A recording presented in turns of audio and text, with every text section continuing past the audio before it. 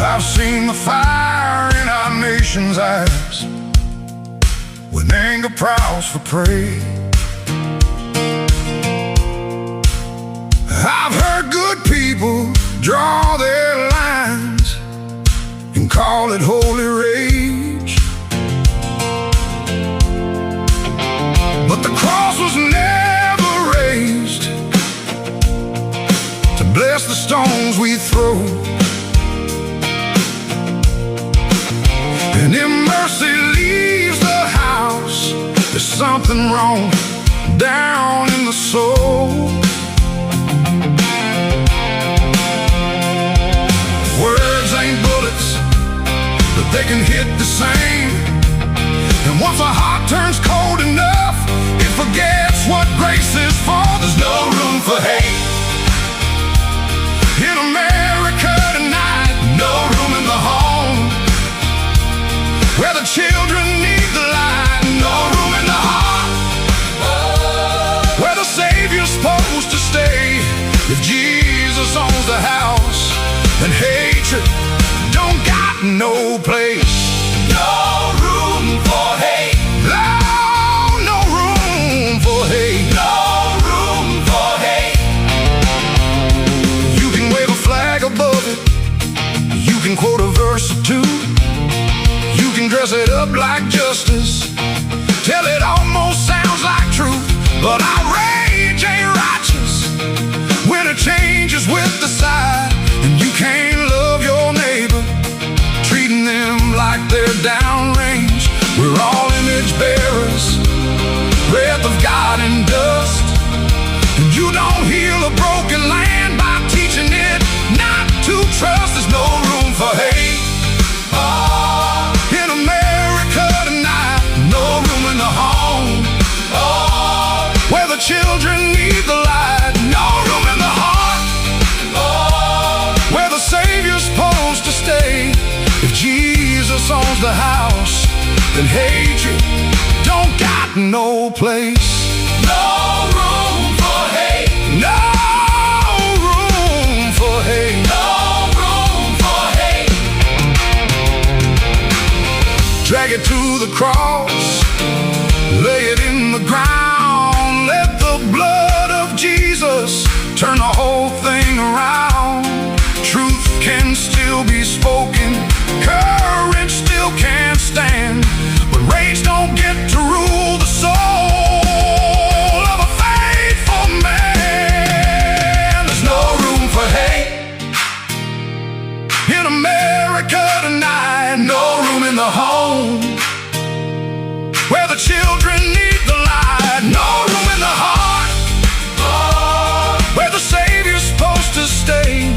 If Jesus owns the house, then hatred don't got no place. Let revival start where the anger breaks. Where the anger breaks. Let healing rise up where the hurt gives way. No room for hate. No room for hate. No, no room for hate. No room for hate. Not in Jesus' name. Oh, not in this house. Not in this heart. Not in His name. No room for hate.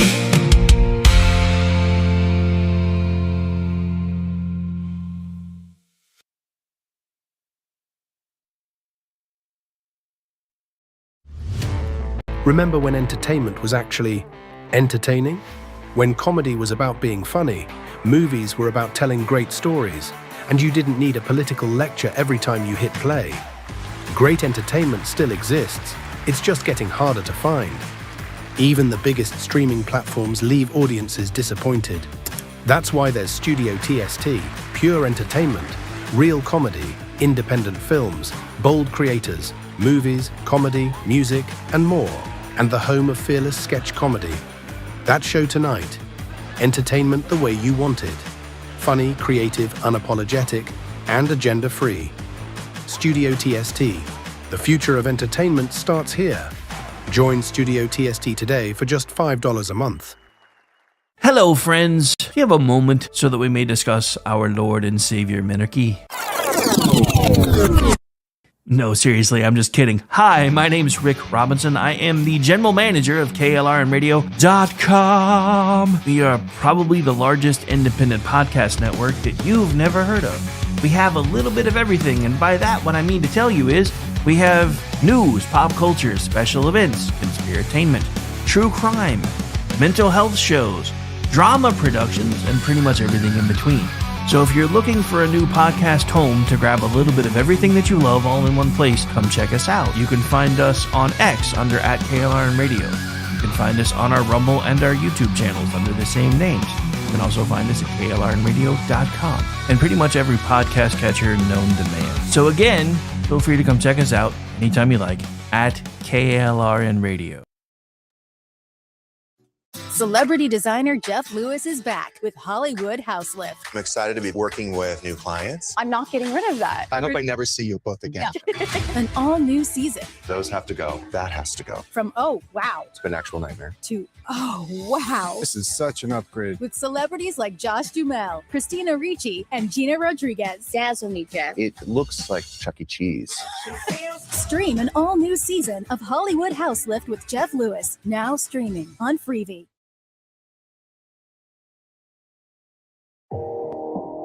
In uncertain times, we could use someone to lean on. Blue Cross and Blue Shield of Oklahoma will stand by you with plan options to fit your budget. If you've recently lost your job, had a baby, or moved, you can still get the healthcare coverage you and your family need.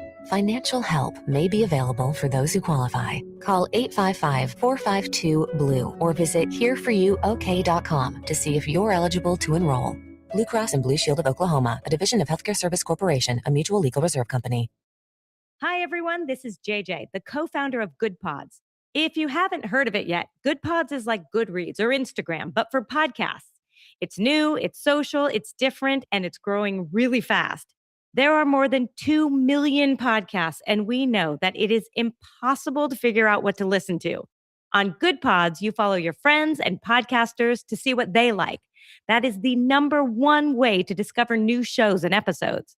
You can find Good Pods on the web or download the app. Happy listening.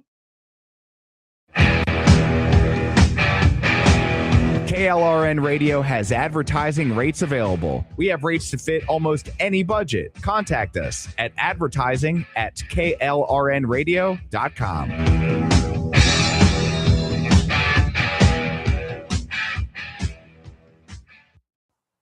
The following program contains coarse language and adult themes. Listener discretion is advised.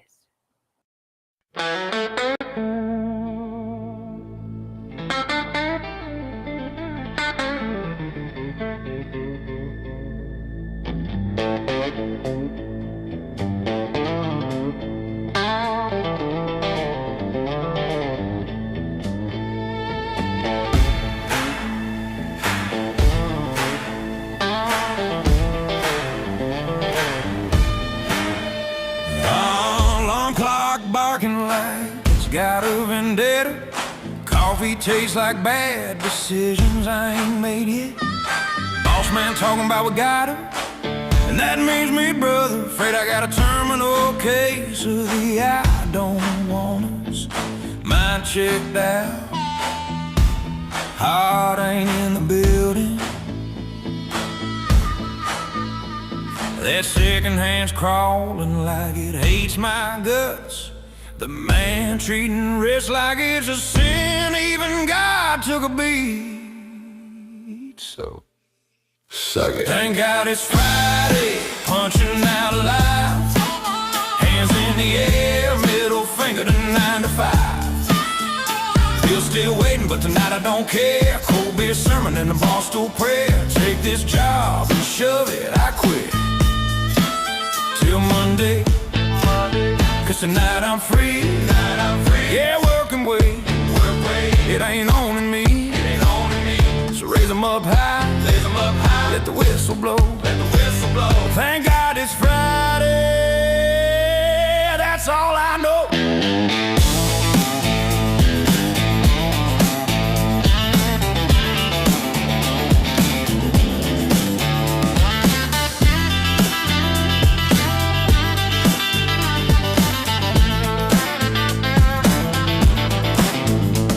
HR in the break room sounding like a preacher, talking about culture smiles and being team players.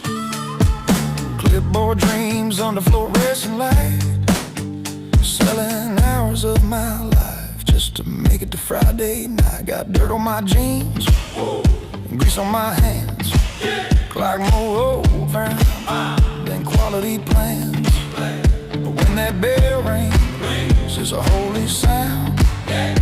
Feel like chains hit the floor when it echoes around. I ain't lazy, I just work my fill. If rest is a sin, guess I always will. Thank God it's Friday, punching out live. Hands in the air, middle finger to 9 to 5. Bill's still waiting, but tonight don't care. Cold beer sermon and a bar stool prayer. Take this job and shove it, I quit.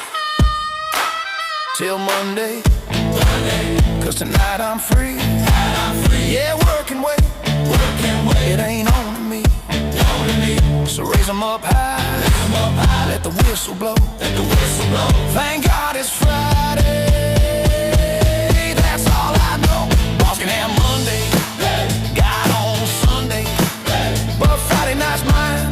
I ain't giving it away. I earned this beer, I earned this pay, earned every sip I'm about to take. Thank God it's Friday, punching out alive. Hands in the air, middle finger to 9 to 5. Bill's still waiting, but tonight I don't care. Cold beer sermon and a bar stool prayer. Take this job and shove it, I quit. Till Monday, cause tonight I'm free. Yeah, work and wait. It ain't on me. So raise 'em up high. Let the whistle blow. Thank God it's Friday. That's all I know.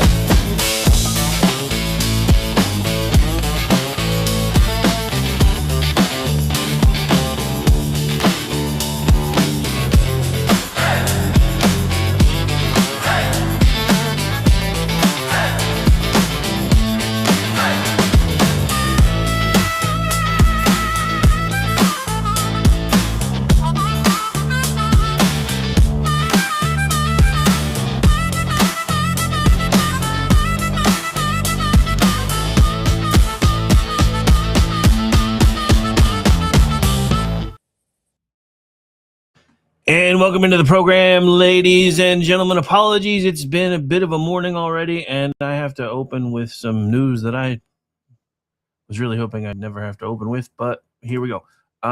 Give me just a moment, because this is gonna stay on the screen probably throughout most of the show when I am talking about stuffs.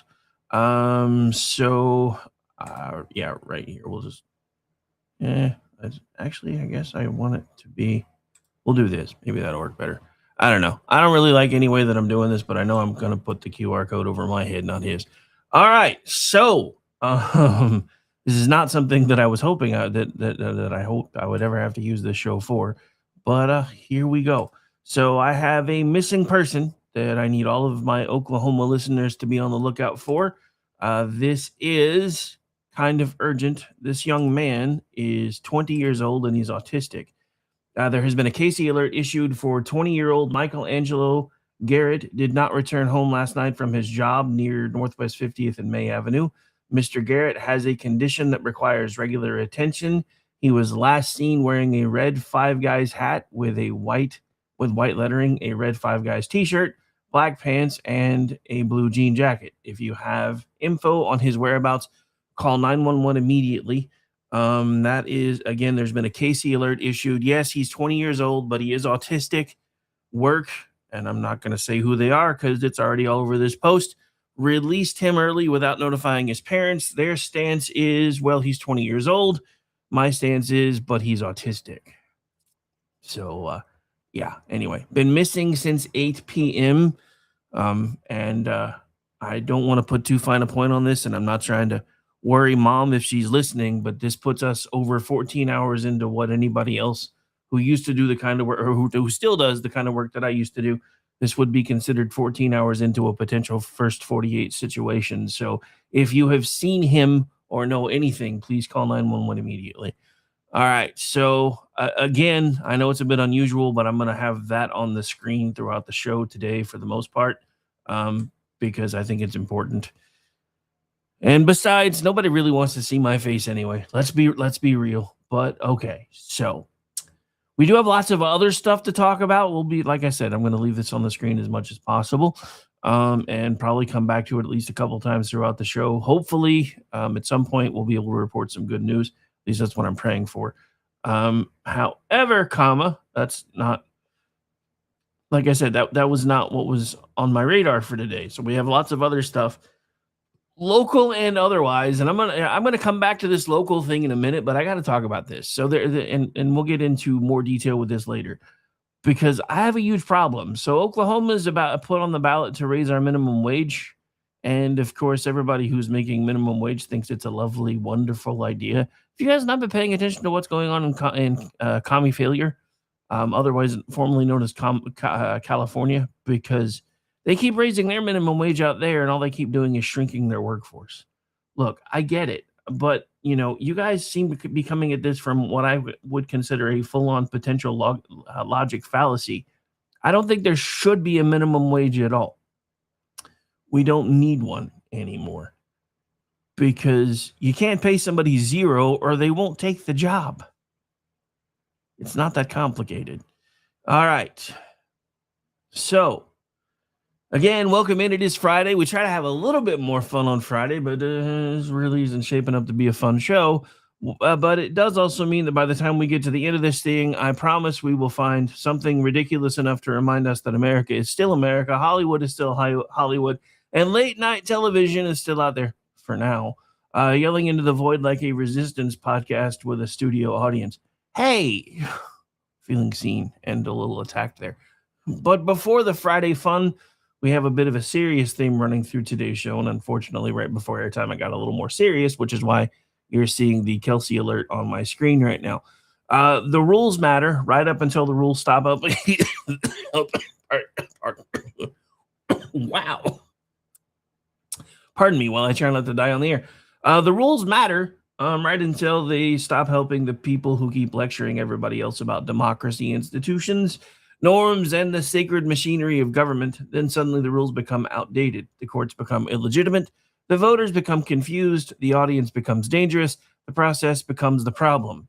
So that's gonna have to be the recurring thread for today's show, because in Virginia, when Democrats lost a redistricting fight because the state Supreme Court said they did not follow the state constitution's process, they lost their minds. And then some Democrats started talking about changing the court, changing judicial terms, or targeting justices who ruled, in their opinion, what was the wrong way. The DNC has also released a 2024 autopsy, and somehow the body on the table does not appear to include Joe Biden's age, the cover-up around Joe Biden's age, or the fact that voters were told not to believe their lying eyes when it came to, yes, you guessed it, Joe Biden's age and his mental capacity. Iranian officials are reportedly talking about assassination bounties, while Secretary of State Marco Rubio is at NATO, reminding allies that alliances are supposed to work for everybody involved, not just them, and not just function as a group project where America does all the work. And I know We did it to ourselves at the end of World War II, but it's about time somebody finally told them, hey, this was fun while it lasted, gents, but you got to get into the ball game here. The Supreme Court reopened the door for a company whose Cuban property was seized by the Castro regime to seek damages from cruise lines that later used those docks. New York is trying to tie the hands of ICE agents or as we call them now around here, nice agents, while local officials are saying, not in my county. Senate Republicans are trying to prove that even when Republicans have some power, they can still act like the minority party with better parking, which is kind of their whole thing, because that's all they want to do. They want to fundraise. So they love being in the PowerPoint of things because then they get closer parking spaces, better deals, but then they act like they're the minority party most of the time anyway. Back to commie failure for a minute, because California politics is apparently being run by fake accounts, paid influencers, and manufactured online consensus. And I don't mean the LA mayor race either. Well, at least not part of it anyway. And then, because it's Friday, we're going to cleanse the palate with a little bit of Hollywood late night television that are busy discovering once again that if you mock your audience long enough, eventually the audience finds something else to do. So there's your map today: courts, consequences, national security, law enforcement, Republican dysfunction, fake consensus, and a Friday culture close. So let's get into it. So again, we're going to have to start in Virginia because this story is almost too perfect for the larger point that we're trying to make today. Virginia Democrats wanted a new congressional map, not just a little adjustment. We're talking about a map that could have shifted the state's congressional delegation dramatically in Democrats' favor. According to AP reporting on the issue, the U.S. Supreme Court's later action said the map could have given Democrats a chance to pick up 4 seats. Now, if you want to make a political argument for redistricting, make the political argument. If you want to put something in front of voters, go ahead. But the Virginia Constitution has a process. It has steps. It has these things called rules, which, funnily, the Democrats always forget about when they don't get what they want out of the rules. And the Supreme Court of Virginia said the process Democrats used did not comply with the state constitution. That's the key right there. And here's the not so fine point that a lot of folks are talking about, because the issue is you can't put an initiative on a ballot within so many days of an election that is supposed to have been started. And thanks to the Democrats in Virginia wanting this really, really, really, really long mail-in voting process, they got hoisted on their own petard. But that's the key. This was not the court saying redistricting is verboten. This was not the court saying voters never get to weigh in. This was the court saying you do not get to fast track a constitutional change after the process has already moved into a stage where the Constitution says you cannot do that thing in that particular way. So in other words, they did not lose because democracy died, but that's what they want you to think. They lost because the Constitution of their own state had the nerve to still be in the room and said, no, you can't do that. And their reaction tells you just about everything. According to Red State Sister Told You, who has followed up on this, and this is where the story goes from legal fight into something much more revealing, shall we say. After the ruling, Democrats reportedly floated ideas like lowering the mandatory retirement age for the Virginia Supreme Court, or as I've started calling them, the SCOVA, because it's just easier to say, justices from 75 to 54. 54. That would mean that if I were on that court by next year, I would have to retire. That would have forced out every single justice on the court. Not most of them, not some of them, but all of them. Then the Democrat-controlled General Assembly could have filled the vacancies with friendlier lawyers. Can you imagine if Republicans lost a court fight and then held an emergency meeting where somebody said, you know what we should do? We're going to lower the retirement age on every judge who ruled against us. And then they're going to suddenly be gone. The words constitutional crisis would appear on CNN, all over their Chiron, on the backsplash screens. It would be everywhere. They'd have pictures of the American flag on fire and constitutional crisis, and probably an American flag with the Constitution overlaid on it. Both of those on fire, people screaming and yelling, people with hair on fire, talking about constitutional crises. And I can't even imagine what PMS Now would do. Good Lord. But again, the words constitutional crisis would be everywhere. But it gets better or worse, depending on whether you're trying to maintain blood pressure. This is not going to be a good show for my blood pressure, by the way. So if you have blood pressure meds and you've forgotten to take them, you might want to do so now. Also, you should have emergency duct tape in your drawer at work. You probably want to do that too. Just saying. Yeah, we can't have splody heads at work. Come on. And hopefully you've got your earbuds in too. So Dan Hammer, a Virginia Democrat, or Del Dan Hammer, a Virginia Democrat, reportedly said the General Assembly would need to reform the state's top court and judicial appointment process, including term limits, ethics rules, because everybody knows they followed their ethics rules, but you didn't like the outcome, and possibly adding new justices. Then came the line, "We will make sure that Justice Kelsey does not serve anymore come this January." Justice D. Arthur Kelsey authored the opinion. By the way, he's a Democrat, just so everybody knows. This is not subtle.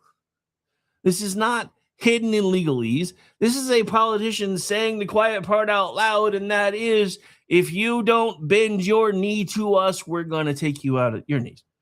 And saying out loud that a justice who ruled the wrong way should be removed from service. This is where the whole defending democracy routine starts to look more like an Abbott and Costello bit. Or maybe a hostage scene from like SWAT or something. Anyway, because if the court rules your way, it is democracy. If the court rules against you, it is reform time. If the map helps you, it's all about fairness. If the process blocks you, process becomes an obstacle to the will of the people. And if a judge writes the opinion you do not like, then maybe that judge should start thinking about his future.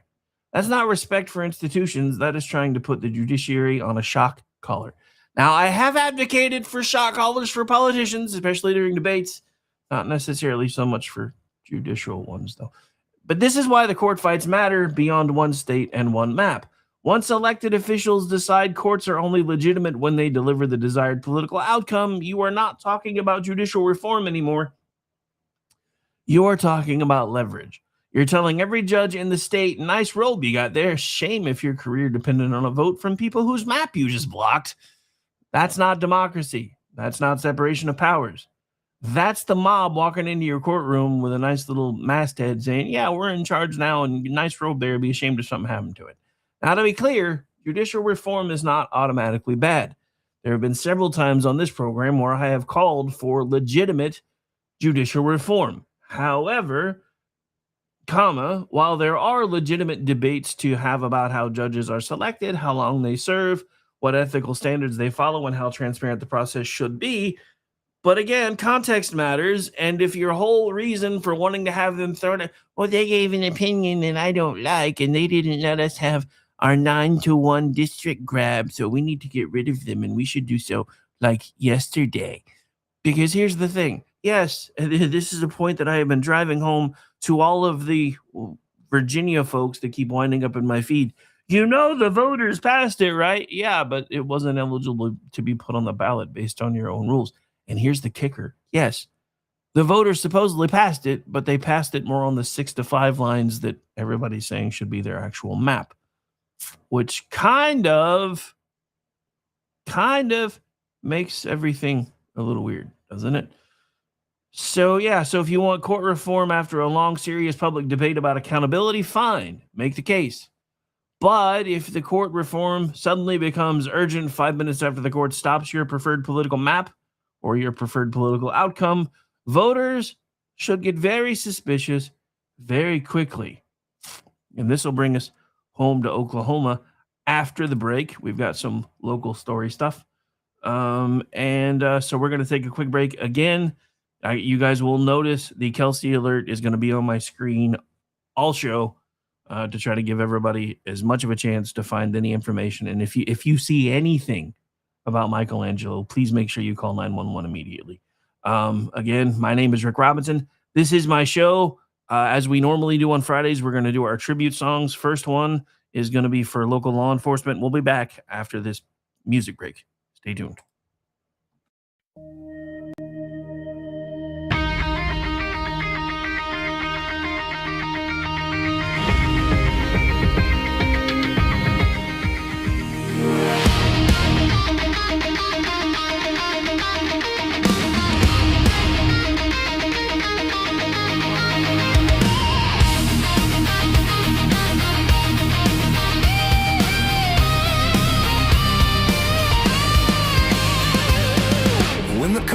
calls in, somebody answers. Day or night, they're already moving. Calm voices, fast hands, doing the work while the rest of the world freezes. From a headset to a truck, from a badge to a door, they don't stop to count the cost. They step in when it matters. It's not about being seen, it's about being there. They're holding the line when the lines go dead, standing their ground when the world goes dark. They're the calm in the chaos, holding the line through the fire, the flood. When everything falls, they don't ask why, they just answer the call. Always standing in the gap for us all. Before the sirens fade, before the scene is clear, someone's already making sense of the moment. Keeping people alive, keeping things from getting worse. Some run toward danger, some stay behind and hold it together. Different roles, same weight, same promise to show up.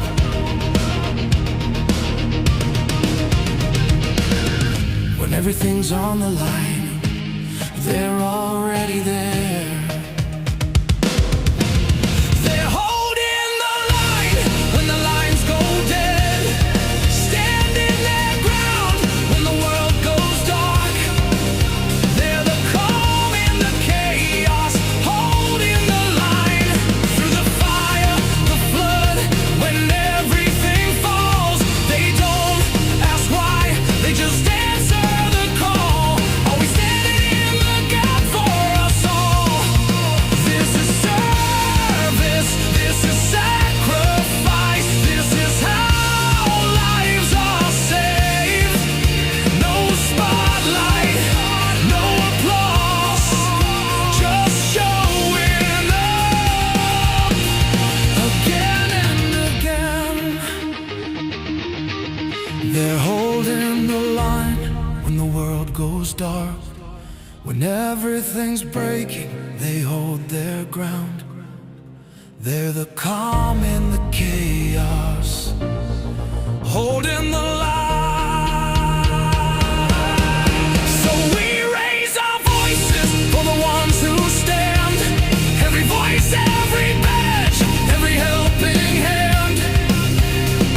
They don't ask why, they just answer the call.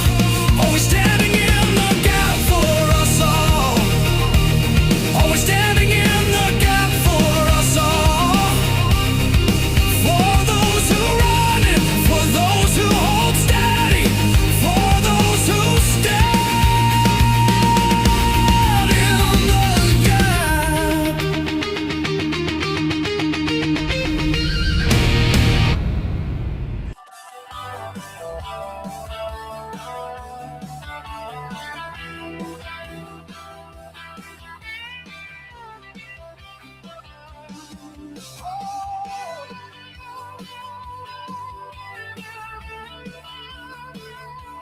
And welcome back into the program, ladies and gentlemen. Just a quick reminder, we have an active Kelsey alert. Be on the lookout for the following. 20-year-old Michelangelo Garrett, who did not return home last night from his job after being released early from work without notifying his parents, which wouldn't normally be a big deal for a 20-year-old, except he's autistic.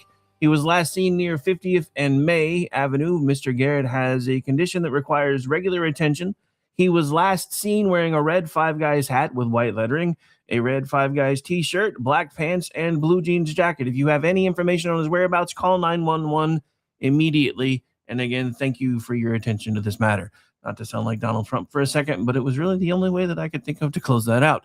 Anyway, so back into the program. And again, that will remain on the screen throughout the show, just because that's how much this kind of stuff still matters to old guys like me who used to chase bad guys for a living. Anyway, so again, before we went to break, we were going to bring things home to Oklahoma, not just because of Michelangelo, but because of other stuff that's going on, because there's weird things afoot in Oklahoma too. So this is going to bring us home to Oklahoma, because before we pretend court structure fights are just a Virginia problem, Oklahoma voters have a judicial process question coming their way too. State question 845 is set for the November 2026 ballot.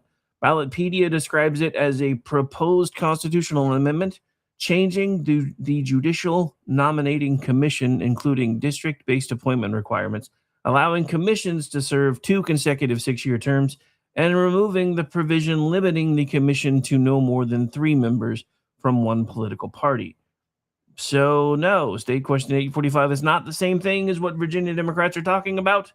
Oklahoma voters will get to debate the merits, but the principle is the same. When politicians start changing the machinery around courts, voters need to ask one simple question. Are they trying to improve our justice system, or are they trying to improve their odds? Because every court system has problems. Every appointment system can be debated, but if the goal is to make judges more accountable to law, that is one conversation that deserves to be had. If the goal is making judges more obedient to politicians, that is a completely different conversation. And I don't care what the letter is behind your name when we start having that conversation. But if that's the one you want to have, then we need to bring it out into the light and let everybody talk about it. And that is where the Virginia becomes a warning flare or a carnival full of red flags, depending on your perspective.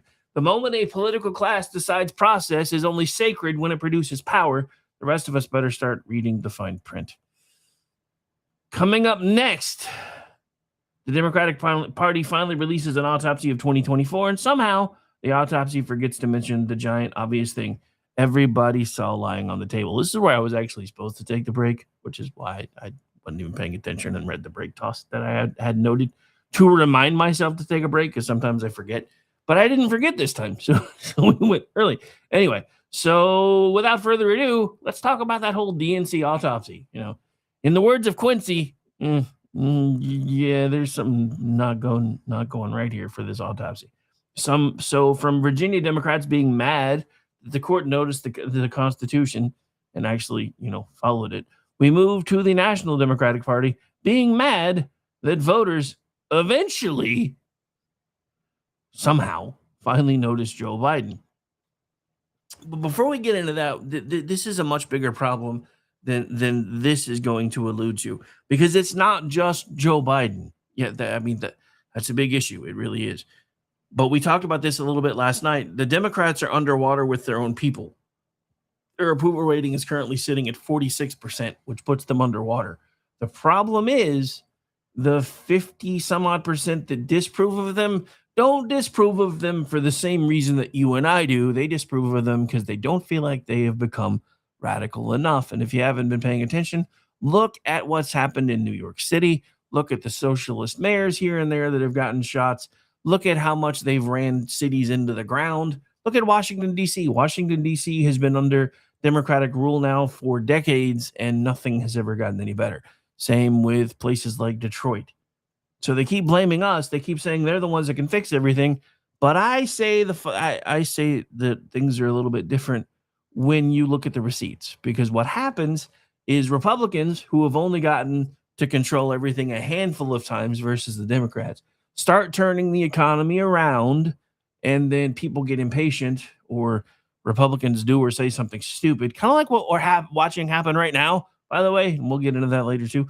And then they give we tried. We gave them 2 years. They really didn't get anything done, and we're going to give things back to you guys. And then 2 years after that, usually a Democratic president gets elected. And then they start taking credit for all of the work Republicans put in to fix the economy, because our economy is a behemoth and turns like a cruise ship, not a speedboat. But they always get the credit because things start improving while they're the ones in office. Anyway, so back to the autopsy report, and then I have another little side note on there too, because again, this isn't just the Joe Biden problem. So the DNC's 2024 autopsy report is, of course, out, and according to Matt Vespa from Town Hall, the thing runs a whopping 192 pages. I'm going to say that again, 192 pages. That's not a memo. That's not a post-election. Dude, that is like a political thesis. You could use that thing as a doorstop. It can be a doorstop with footnotes. That's insane. You don't need 102 pages to say why things are broken. Again, Joe Biden should have never been their nominee. Then again, neither should Hillary Clinton. The only reason Hillary Clinton got the nomination way back in 2016 is because the Democrats didn't like the fact that people kept picking people that the powers that be within the Democratic Party didn't like. So they created superdelegates. You know who would have been president? Probably not once, but twice if it were up to the Democrats. None other than we have to tax the billionaires, Bernie Sanders, because he was in the lead until the superdelegates gave it to Kankles. He was in the lead in 2020 as well until they gave it to the cauliflower in chief. Again, the superdelegates. So it's not like the Democrats have not ever cheated. They cheat all the time. They change the rules to suit the things that they want. And then we watch them do that. And then we're like, when is our side going to do that? And we've been talking about that off and on now for over a year because the filibuster needs to go away. If they're just going to use it as a snooze alarm where somebody just be 60 votes, that's not how that works. Not how that's supposed to work. If you think something deserves a filibuster, then you organize yourself and anybody else that you want to come down and have a discussion in the well of the Senate about the thing. And then when you guys run out of gas, then it goes for a vote. The whole thing with a filibuster used to be there were two ways to stop it. One, you could shut them up early if you got 60 votes to tell them to sit down and shut them up, or you waited until they were out of gas, then you did a simple up or down 51-49 vote. We don't do that anymore. We have these blue slips when it comes to judicial nominees. And trust me, the Republicans love those blue slips and that snooze button just as much as the Democrats do. That's why they don't want it gone. But and this is the other problem. The only way that we're ever going to be able to fix this mess is if we start being able to see who's voting for what, especially when it's an 85-15 issue, and they keep being able to, like this whole, Save America Act thing is. Seriously. Did I mention this was not going to be a good show for my blood pressure? Anyway, so the whole Save America Act thing, we're going to be getting into that too. Because John Thune, and I knew this was going to happen as soon as his pick for the Senate was basically potentially ousted because Donald Trump just gave the other guy his endorsement. Anyway, I guess I should get back to the autopsy thing so we can stay in order here. So the glaring omission, according to everything that was reported in this 192-page monstrosity, they highlighted in that piece all the things that mattered except one. The report does not seriously deal with Joe Biden's age or the party's strategic decision to shield him from a public that already thought he was too old to keep serving. AP, again, this is AP, also described the report as a long-awaited, still incomplete DNC review into what went wrong in 2024, released after internal pressure and criticism became too much for them to be able to bear. This, coming from the AP, is almost impressive. But it's even more impressive that they did this so-called autopsy and then left the cause of death off the report. Because this autopsy is like doing one on the Titanic and concluding the problem was insufficient enthusiasm for ICE. Everybody watched this happen. You did not need to be a political consultant. You did not need access to internal polling. You just needed eyes, ears, and the willingness to believe what you were actually seeing. For months, voters were told not to worry. They were told the clips they were being seen were edited, taken out of context, or potentially even deep, or as Sideshow Bob, the former press sec, used to say, these are cheap fakes. Biden was sharp as a tack. He was engaged behind closed doors. He was amazing. He ran circles around his entire team. Actually, you just do not understand how brilliant he is because you weren't allowed in the room.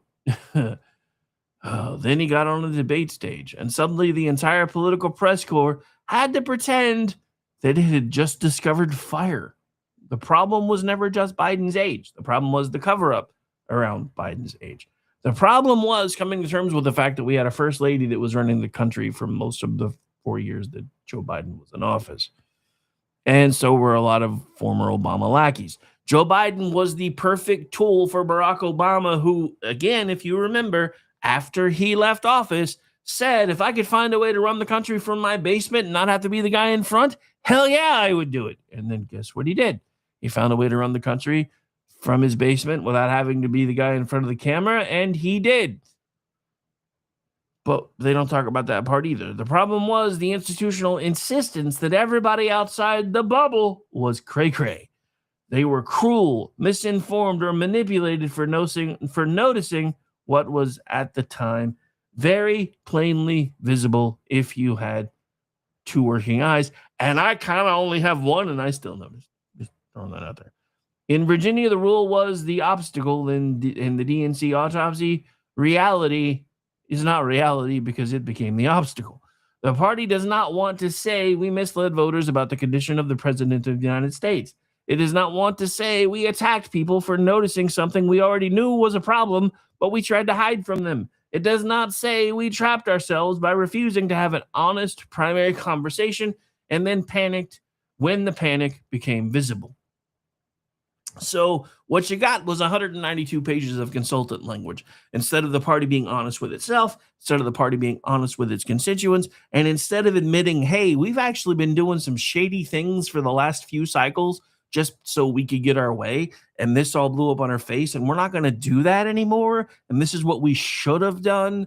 Or if nothing else, they should have held Joe Biden to the reason why the people that voted for him in his first term actually voted for him. I think some of them were just hoping that all the chaos was going to go away. And they didn't realize, even though we kept trying to tell them, that it was the Democrats sowing the seeds of the chaos. If you don't believe me now, just look at everything that's coming out about J6. Look at everything that's coming out about the Southern Poverty Law Center, and you'll understand they were causing the problems on purpose because they knew if they could get people weary and beleaguered, then they would change their vote and go back to the other side. And it sort of kind of worked well enough for them to be able to do some other shenanigans and pull off a few things that I can't say on YouTube because the last time I talked about it on YouTube, they demonetized the video. Anyway, and just for the record, because I do have the disclaimer, fuck you, YouTube. Okay. But they don't want to say that they lied to the voters. They don't want. They can't say that. They can't say that we didn't want to have an honest conversation with you. So instead, you got a whole bunch of consultant language. You get phrases about messaging, misinformation, disinformation, projecting strength, unity, and leadership. Some of that may be true in a very generic way. Candidates do need message discipline. Even Donald Trump occasionally, mostly all the time, needs messages. Oh, wait, did I say that out loud? But yes, even he needs message discipline. Parties do need voter outreach. Rural voters should matter, but to the left, they usually don't. Working class voters should matter, but again, to the left, they normally don't. Minority voters should matter, and they shouldn't be considered owned by either party. But if a minority voter votes against the Democrats, they are suddenly a traitor to their race. Kind of scary language when you think about it.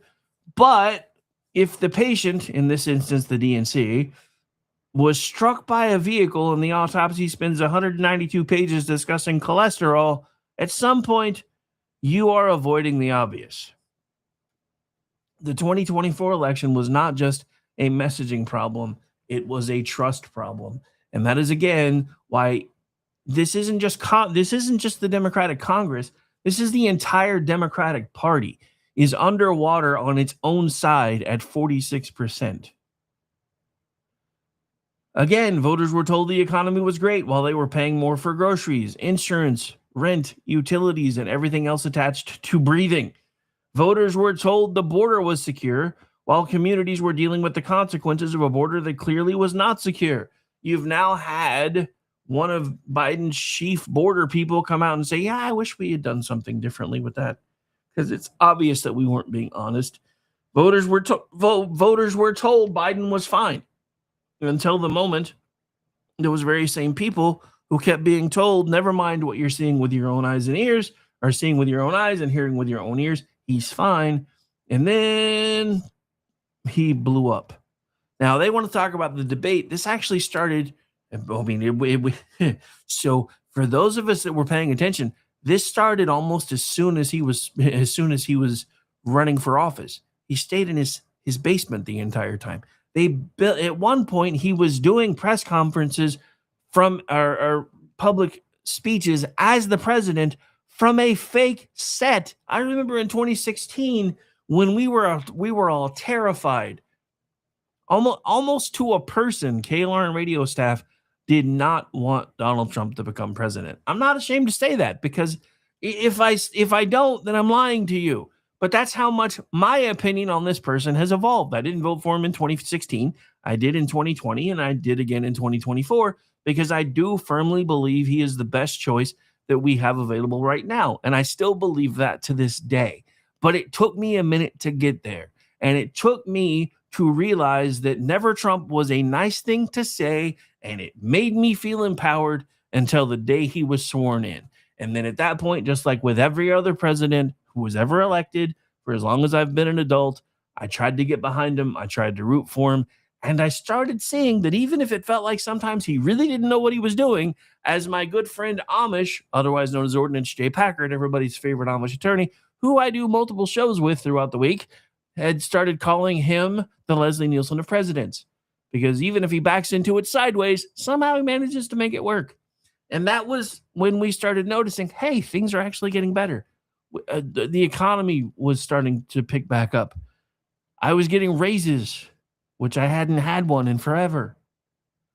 And it wasn't because people were raising the minimum wage. It was because wages were naturally going up. So more money was being shared all the way around. But then Biden came into office, and even though everything was much more expensive, we were being told everything was fine. Even now, the gas prices that they're screaming about now were the high end of what it was when Joe Biden was in office. But this is a temporary situation. This isn't a permanent, a la Barack Obama. We want you paying $5, $6, $7, $8 a gallon so that we can save the penguins in the polar ice caps. Because everybody seems to forget that the same people that are screaming at you about gas prices now were those same ones that were telling you needed to get used to having to pay $5 to $6 a gallon so that we could save the planet. All we're saying is we want low gas prices too, but if it takes higher gas prices for the short term to bring about regime change in Iran and get rid of a group that should have been dealt with on January 22nd, 1981, then I'm kind of okay with that. If we actually get it done. Now, if we've gone through all this and we wind up not making the changes that need to be made, then I'm going to have a problem. But as I talked about on BZ's show last night, we're also running into another situation where there are things that I don't think the cabinet folks took into account when we started this mess. I think they were thinking they were going to be able to pull another Snuggie snatch, and suddenly all the Iranian people were going to be cheering. And yes, most of the Iranian people want their regime gone, regardless of what the regime tells you. You know, you have the regime coming out on X telling everybody how much the Iranian people support them, but none of their people can get online to confirm or deny whether they actually support their regime. So yeah, it's all kabuki theater. But the problem is, and I said this before, we have another huge problem in this country and in the world in general. After World War II, they started tying all the world's economies together. Because remember, they thought World War I was going to be the only one. Remember, it was originally called the War to End All Wars. They thought there was never going to be anything like it again. And here we are about 30 years later, and we're in the middle of another one. Like, it's been barely a generation, and we're already doing this again. No, we can't do this anymore. So they started putting together plans to tie everybody's economies together. And this is how well that actually worked. By design, we, one of the largest military powers on the planet, have been forced to fight everything to a stalemate since Korea. Because if we go in and actually knock people's dicks into the dirt anymore, we're going to cause the rest of the world to collapse.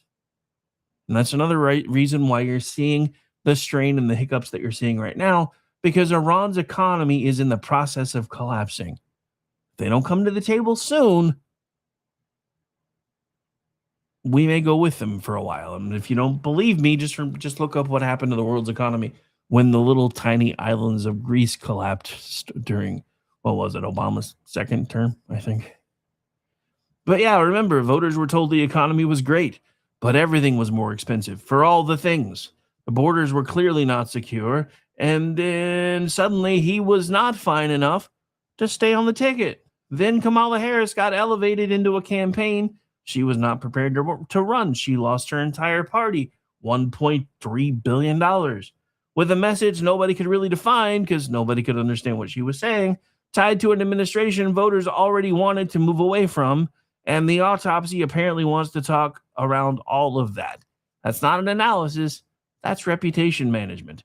If Democrats really think the problem was mainly misinformation, then the solution becomes more censorship, more narrative control, more pressure on platforms, more experts explaining why ordinary people are wrong. But if the problem was trust, then the solution becomes much harder. You have to stop lying to people. You have to stop insulting them when they notice obvious things. Basket of deplorables comes to mind. You have to stop building campaigns around boutique issues that light up donor class Zoom calls. What was that one group? Men for Kamala Harris or something? Dudes for Kamala, I think.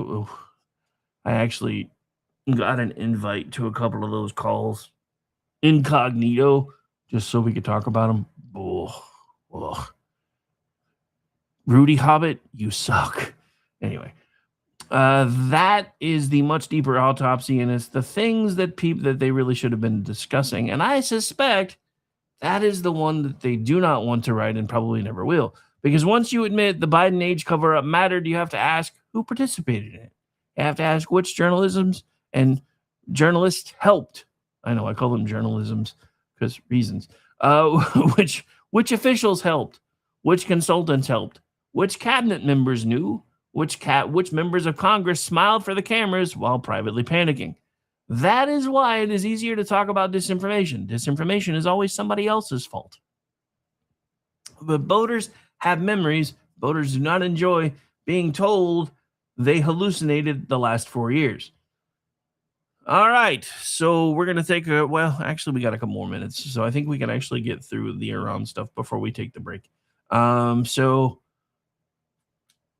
this is kind of where we are right now, and this is kind of why I'm looking at everything going, yeah, maybe we will save this for after the break, because this segment is going to be one that I have to call the following: When Terrorism Gets a Committee Vote. Since we are doing the military tribute now, I'll go ahead and take the break now.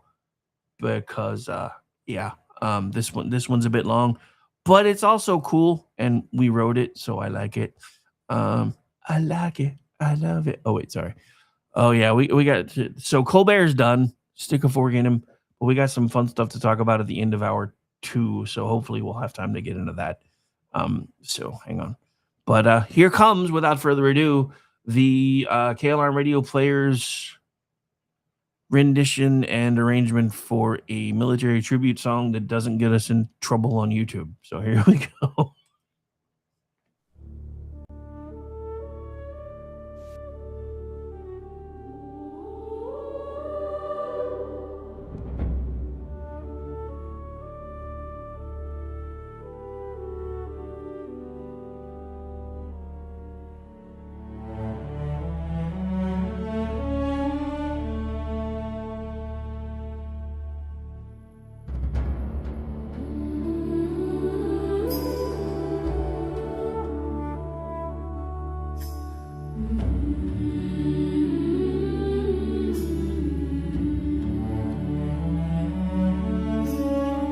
Before the oath was spoken out loud, before you stood apart from the crowd, there was a moment, quiet and clear, when you chose to stand while others stayed here.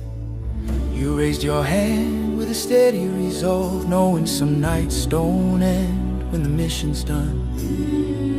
Not for glory, not for the pay, but for something worth more than walking away. Only hold the line. They carried the weight where the roads ran long, through dust and heat when the days went on, holding ground mile after just a mile, doing the work that rarely drew a smile. They stood their post when relief ran late, shoulders squared under the pull of fate.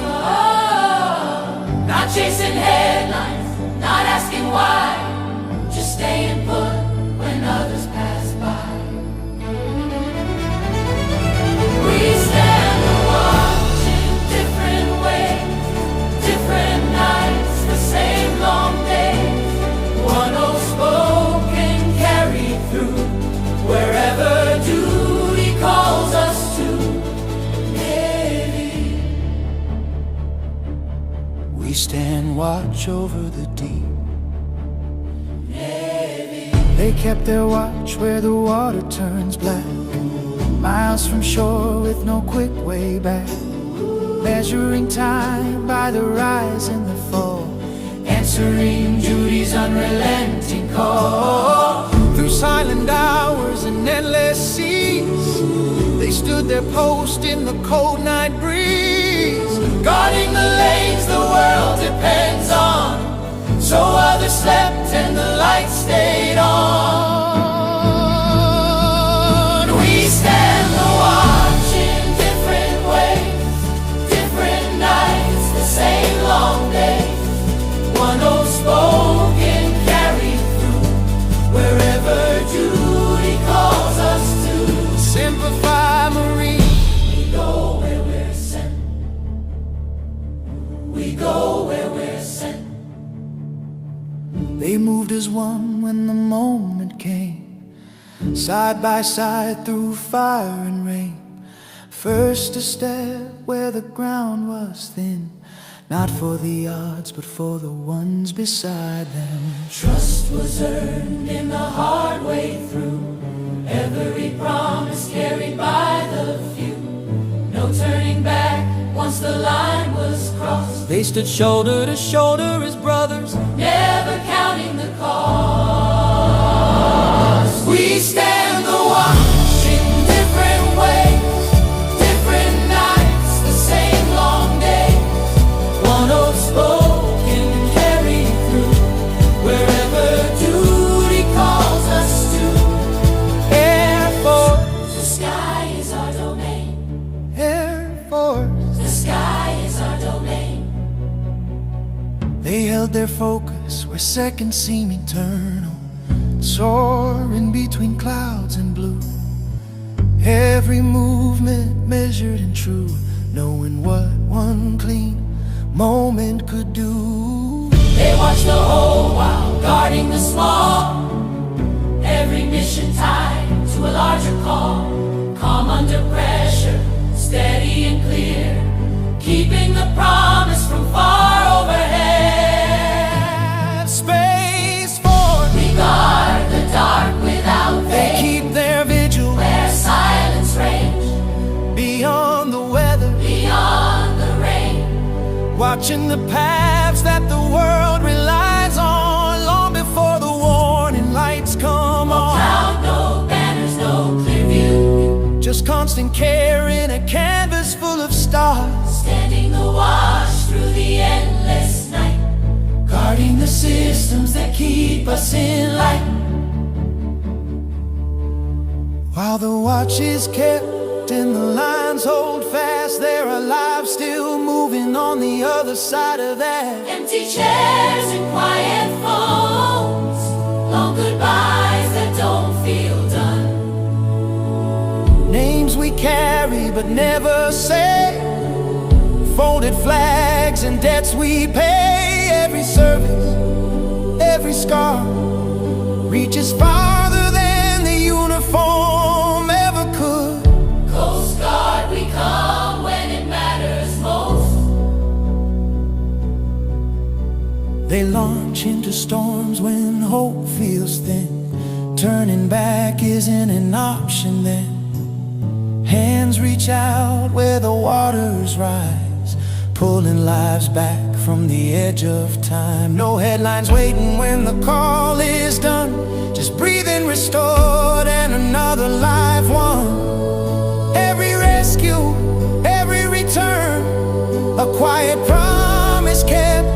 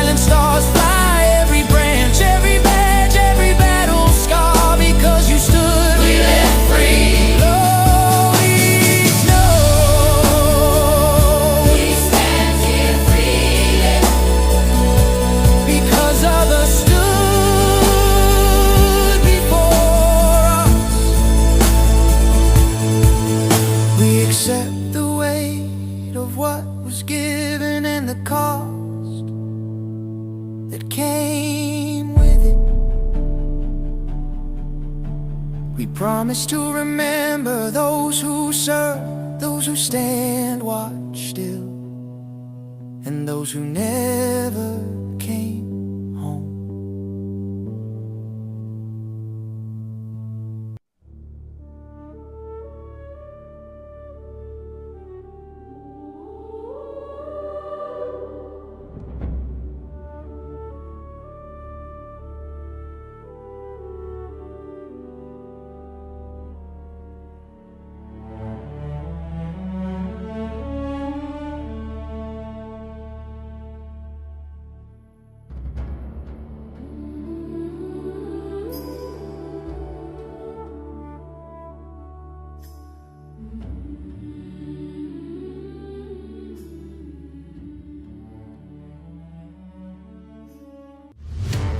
Remember when entertainment was actually entertaining?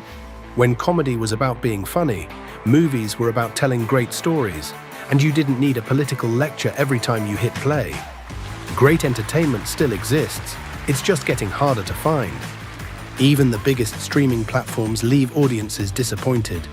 That's why there's Studio TST, pure entertainment, real comedy, independent films, bold creators, movies, comedy, music, and more, and the home of fearless sketch comedy. That show tonight, entertainment the way you want it. Funny, creative, unapologetic, and agenda-free. Studio TST, the future of entertainment starts here. Join Studio TST today for just $5 a month.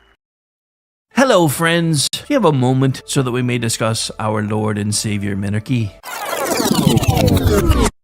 No, seriously, I'm just kidding. Hi, my name's Rick Robinson. I am the general manager of KLRNradio.com. We are probably the largest independent podcast network that you've never heard of. We have a little bit of everything, and by that, what I mean to tell you is we have news, pop culture, special events, conspiratainment, true crime, mental health shows, drama productions, and pretty much everything in between.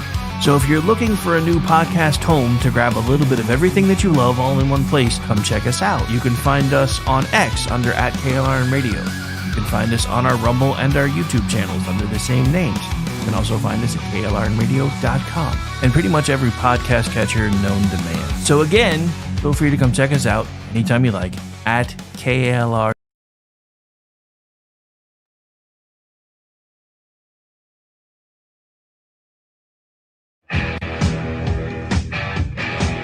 KLRN Radio has advertising rates available. We have rates to fit almost any budget. Contact us at advertising@klrnradio.com.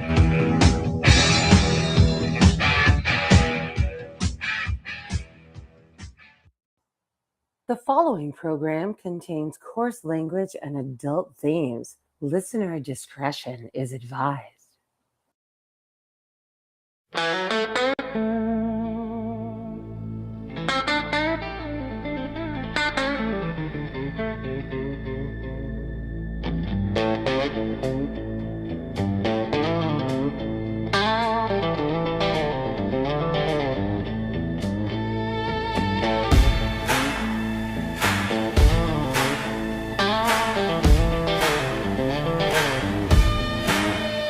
Alarm clock barking like it's got a vendetta.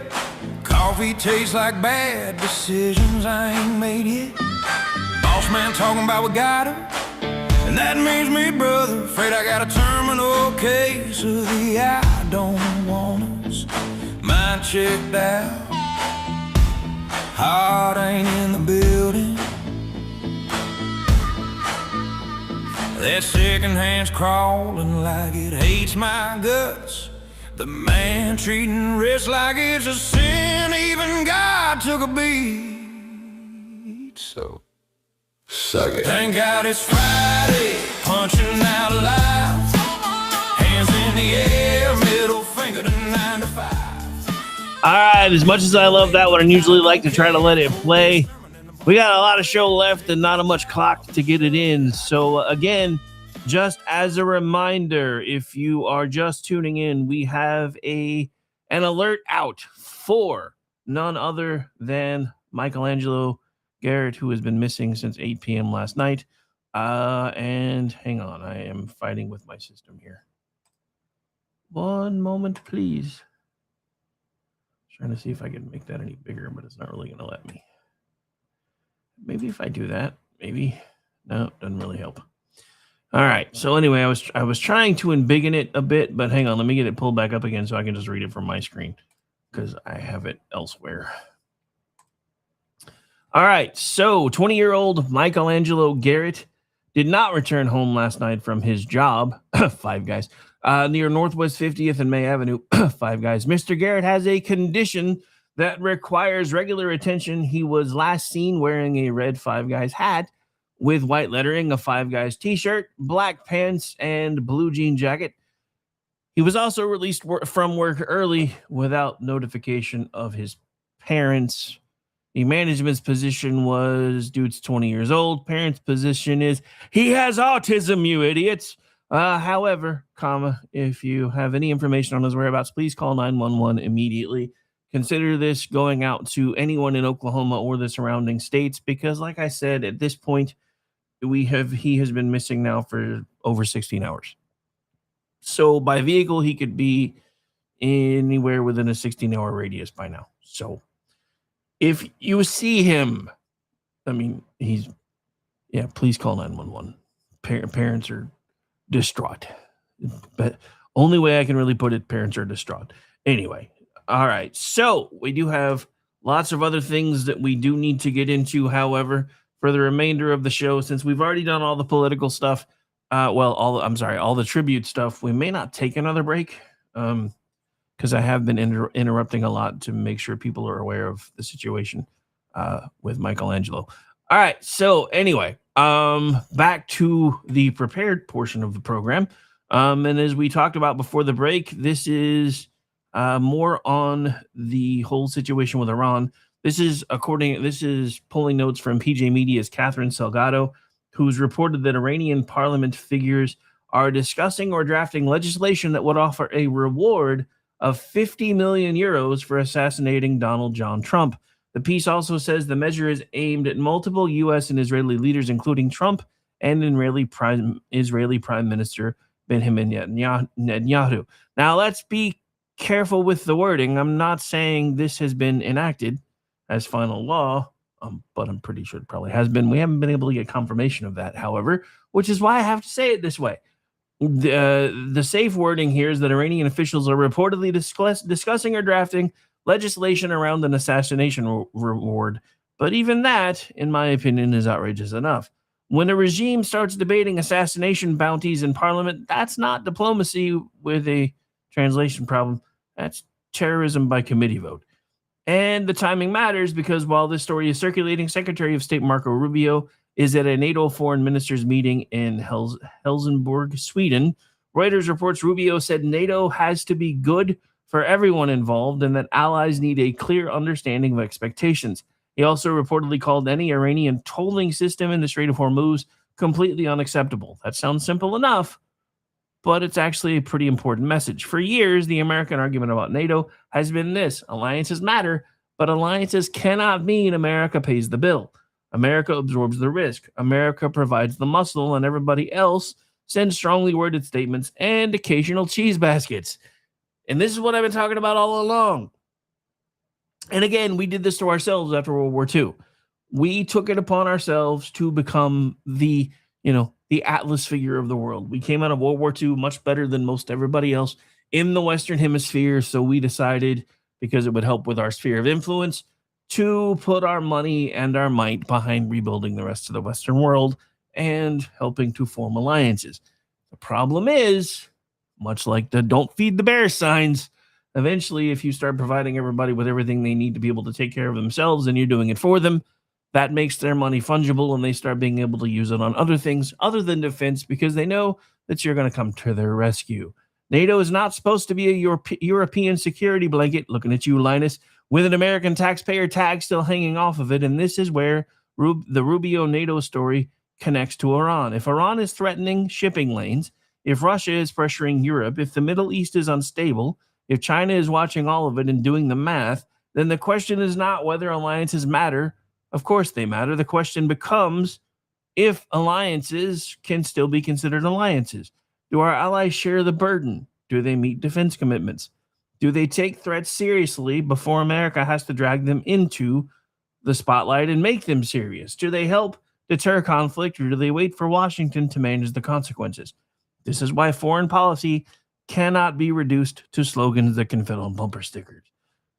You can want America to avoid endless wars and still understand that weakness invites aggression.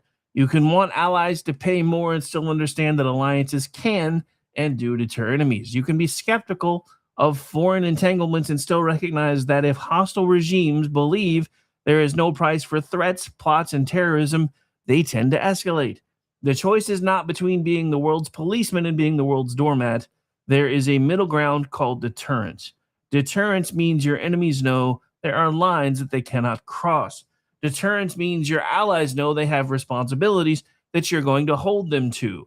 Deterrence also means America does not bluff for fun, but also does not apologize for having power and using it when necessary.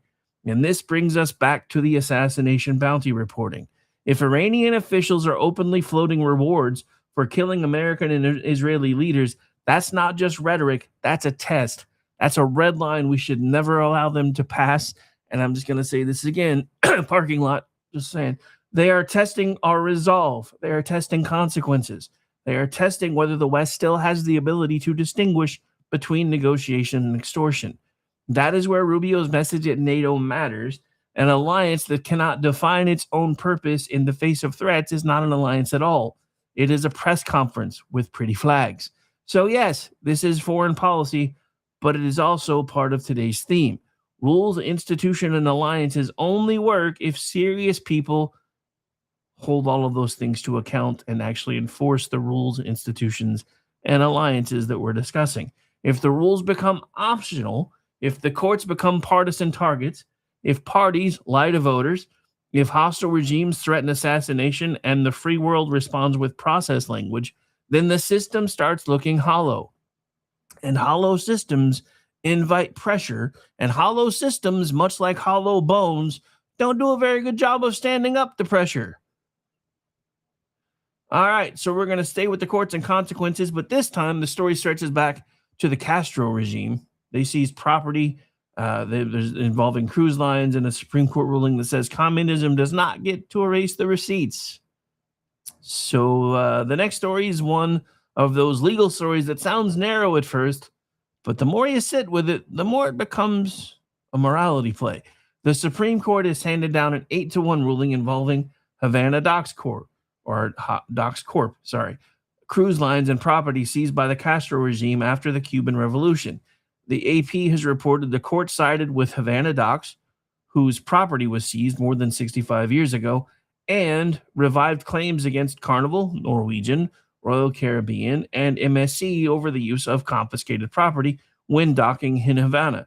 Justice Clarence Thomas wrote for the majority, and the case returns for further proceedings. According to Red State's Bob Hoge, he lays out the basic history. Havana Docks had a long-term property agreement to operate docks in Havana, Cuba. Castro's communist government took control of those said docks in 1960 without compensation. And decades later, major cruise lines are still using those docks or use those docks for travel to Cuba. Now, I know Havana Docks, cruise lines, property interest, federal statute doesn't sound like the sexiest Friday radio topic, but it matters because it's about something very basic. Can a communist regime steal private property, wait long enough, let other businesses profit from it, and then have everyone shrug because the paperwork didn't go through? The Supreme Court said, yeah, not so much. Communism always starts with promises about fairness and ends with somebody else holding the deed to your dock. Anyway, and that is not just a joke. That's the pattern. Revolutionary moments love language about the people. They love talking about justice, equality, solidarity, and liberation. But once they have power, somehow, the people never seem to get the property. The state gets it. The party gets it. The favorite insiders get access. The original owners get a lecture. And before you say this doesn't really have anything to do with us, I would like to remind you that one of the favorite lines of part of the more extreme part of the Democratic Party is you will own nothing and you will like it. How do you think that's going to happen? for the people that already own property. They're going to confiscate it. It's exactly what we're talking about right now. And in this situation, decades later, somebody tells the victims it's time to move on. This is why property rights should matter, not because property is more important than people, but because property rights are one of the ways free societies protect people from government power overreach. If the government can take what you own without compensation, without due process, and without consequences, then you didn't really own anything in the first place. You're borrowing it from whoever has the guns and the paperwork. And I would say the same is true about property taxes. Nowhere else in this country do you have to continue to pay taxes on something once it's paid for. Now, I can understand property taxes being built into the price of your loan. I can understand that there's property taxes that you have to pay while you're paying the bank back for giving you the money to buy your house. I don't understand why property taxes are still a thing once a piece of property is supposedly paid for. And I'm not saying that just because I'm getting close to the age where property is going to be being paid for and I will have property taxes I still have to pay for the rest of my life. I'm saying that, taxation is supposed to have limits. But we'll save that part for another show later. Because what we're talking about right now is the whole you don't really own it because basically you've leased it from whoever can come take it away from you anytime you want. This is true in Cuba and it's true anywhere else. This ruling also shows why the courts should still matter. Earlier, we talked about Virginia, where politicians are furious that a court-enforced process. Here we have the U.S. Supreme Court dealing with the long shadow of confiscation and saying there may still have to be consequences here. The court is not supposed to be a political vending machine. You do not put in your preferred ideology and get the ruling you want. The court is supposed to read the law, apply the law, and then make people follow it, including forcing powerful people to live with the legal consequences. And sometimes those consequences can and do take a long time. And this, believe it or not, in a very practical but roundabout way, is going to bring us right back to Oklahoma.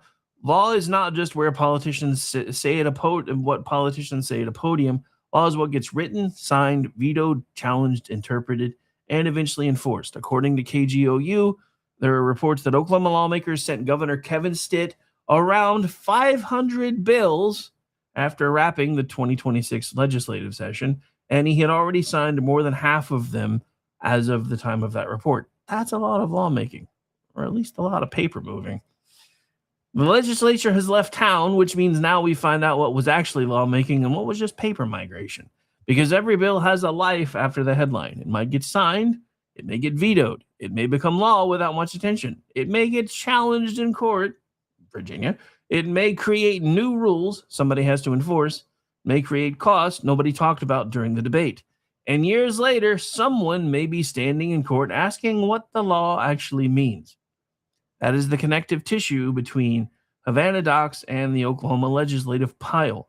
Law has consequences. Process has consequences. Property rights have consequences. Bad government decisions can and do echo for decades. So when politicians say, don't worry, this is just a technical change, you should read it. When they say this is just fairness, read it twice. When they say this will not affect you, check your wallet, your rights, and your neighbor's wallet. And see what they're using as an enforcement mechanism. Because most of the time, when they tell you it's not going to affect you, it usually does. If you don't believe me, look at the Democrats' usual talking point anytime they talk about new taxes. This has been a talking point they have used since 1914, when they convinced Republicans who got tired of them coming back every 2 years, ever since they got rid of the progressive income tax after the Civil War, saying, hey, you remember when it was really nice when we didn't have to ask people to buy treasury bonds and stuff when we ran short and there were things that we wanted to do? Wasn't that progressive income tax really, really nice? So after decades, the Republicans, kind of like the big dog Spike with the little dog, after knocking it across the face several times, finally said, you know what, fine, we'll just put it to the ballot. And then the Democrats honed the language that they still use to this day. This is a very small tax on a very small part of the population, and you're not even ever going to notice because it doesn't impact you. Because it was a 2% tax on 1% of the country when it was enacted. Is that what it is today? Because, yeah, when they say it's not going to affect you, make sure you check your wallet and have your neighbor check their wallets too. Because once the law is written, it does not stay in the press release. It moves into this thing we call real life. So the rest of hour 2, as much as we can get through in the next 35-ish minutes, is going to be about enforcement and accountability, because rules that are not enforced just become decoration. New York is trying to restrict cooperation with ICE agents, while local officials say they will not comply. Oklahoma voters are about to decide whether the state should raise its minimum wage. Hint, no. The Senate Republicans are leaving town while priorities pile up. The Republican base is still keeping receipts. California politics is apparently being run by fake accounts and influencer drama, surprising absolutely no one if you know what's really been going on with the internet lately. And then we will get into Hollywood and late night TV, because if America is going to be ridiculous, we might as well enjoy the cleanest laughs available. So let's start with New York. Sanctuary for whom? New York Democrats have passed a sweeping anti-ICE sanctuary style package, and according to Red State's Rusty Weiss, who has the story, according to the piece he put out, the legislation restricts cooperation between local law enforcement and ICE agents, ends 287G agreements, places limits on ICE activity in certain public spaces, and creates an Office of Immigrant Trust under New York Attorney General Letitia Big Booty James. Now, the 287G program matters because it's not just a slogan, it's a formal partnership structure that allows trained state and local law enforcement to cooperate with federal immigration enforcement. So when a state tries to end those agreements, that changes how enforcement works on the ground. The Red State piece also highlighted Rensselaer County Executive Steve McLaughlin saying, yeah, not in my county. He says his county will keep working with ICE and stay in the 287-G program. And that is where the fight gets interesting. For years, progressives told us law enforcement was sacred. When it involved investigating Donald Trump, prosecuting Donald Trump, raiding Donald Trump, suing Donald Trump, or subpoenaing someone near Donald Trump. But when law enforcement means enforcing immigration law, suddenly we're all supposed to become constitutional poets discovering the hidden beauty of non-cooperation. Apparently, law enforcement is only sacred when it is investigating Trump. When it is enforcing immigration law, suddenly everybody discovers states' rights and a bit of interpretive dance. Now, supporters of sanctuary policies will tell you this is about trust. They will say immigrant communities need to feel safe interacting with police, reporting crimes, going to hospitals, going to school, and living day-to-day life without fear. Again, I would like to point out they are using words like immigrant communities. Immigration, migration, not the same thing. So they're conflating issues yet again. That argument should be heard, because it should. Public safety does include cooperation from communities. No serious person wants victims afraid to report crimes, but we also need to understand that laws are laws for a reason. And despite the warm, fuzzy feeling the left has regarding our immigration policies, we also have those for a reason. And I've talked about this on this very show before. We have immigration policies because we looked back at everything that happened between the colonists and the indigenous peoples that were here, and we realized that we needed to put processes in place to make sure things like that couldn't happen again.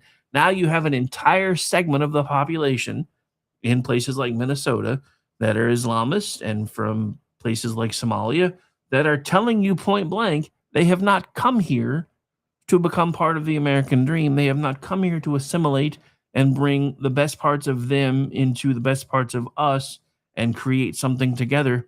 They are here to colonize. What happened the last time there was a group of people that were here to colonize? This is why these things are important, because there is a huge difference between protecting victims and shielding criminal offenders from lawful federal enforcement. And whether you like it or not, and this is something that I have been yelling at Republicans about for a long time, stop using the language about violent offenders. These people broke our laws to get here. And I'm going to say this for all of you that like to roll your eyes when I say that sentence. Unless you are leaving your car unlocked with the keys in the ignition, unless you are leaving a come-in note on your door with your doors unlocked, note on the front and on the back and on all your windows with them open, and you have a note on the refrigerator saying, come in, take what you want, and a sign on your bathroom door that says, my house is your house, use my facilities, then I don't want to hear anything from you, because you are enforcing your own borders. You have borders that you do not allow people to cross, but you don't think our country should. Big difference. Big difference. So again, there are differences between discretion and obstruction. There's a difference between saying we want witnesses to come forward and saying we're going to make federal immigration enforcement as difficult as possible, even when public safety is involved. And for those of you, well, what about what happened in Minnesota? You know what? If they had contacted ICE and said, hey, this person is being released on this date, please come pick them up, then they would have sent 2 people with a set of handcuffs, walked in, signed him out, put him in the back of a car, took him to his deportation hearing, and it would have been the end of it, but they didn't. So because there were people that were being released back into the population that were, in fact, illegal migrants with violent criminal histories, they start sending people in to go find them. If you really want your area to be safe, you should be forcing your people that you have voted for to work with ICE on release detainers, especially if you just want the violent ones gone. Because guess what? That would have been their focus. If these cities and states would have worked with them, they would have gone in and just got the ones that were already in jails and started with them. But because they didn't, this opened an entirely different can of worms. Because this is what I would have done in that same situation. If you're going to make me come into your city and your state and find these people, then I'm going to grab everybody I can who is violating our laws while I'm here. And if you don't like it, then you should have worked with us. And whether they like it or not, a lot of the public actually does see the difference. This is why immigration became such a major political issue. It's not because voters are cruel. It is because voters look at a system where the rules are ignored, exceptions become policy, and enforcement becomes controversial, and citizens are told their concerns are bigotry. Case in point, in California, we have hundreds of thousands of people who are homeless on the streets, while a lot of folks that are illegal migrants were getting housed in very expensive hotels and very nice apartment complexes, etc., while Americans are left on the streets. Same thing was happening in New York City. Before the election, you started to see public outcry in places like New York City and Chicago, and even places in California, for everybody who, people of color who feel disaffected, disenfranchised, because, you guys are supposed to be taking care of us and you're taking care of these people instead. Now, a lot of that's been shut down and being silenced now, because they want to focus on the racist bigotry side of this stuff, when nothing could be further from the truth. So the short answer is you cannot run a country this way. Eventually it's going to crumble. You cannot have one set of laws on paper and another set of laws in practice, because those two things are going to tear everything apart.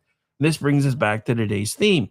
Rules matter only if they are enforced. If politicians can decide which federal laws count, depending on their preferred ideology, then the rule of law becomes a branding exercise. So I know we've been doing this a lot today, but we're going to come back home to Oklahoma for a second, because we have a different kind of government requirement question headed to the voters here. State question 832 is on the June 16th, 2026 ballot. So yeah, less than a month. The Oklahoma Election Board's ballot title says the measure would amend the Oklahoma Minimum Wage Act, raise the state minimum wage in steps to $15 per hour by no later than 2029, and then automatically adjust it based on cost of living beginning in 2030. Now, this sounds like a good idea on paper, unless you've ever run a business. And I'm going to get hate mail on this one. I already know I am. But if you think this is a good idea, and again, $15 an hour doesn't seem like very steep, but it's over double what the minimum wage is right now. The other issue is nobody's really being paid that minimum wage anymore.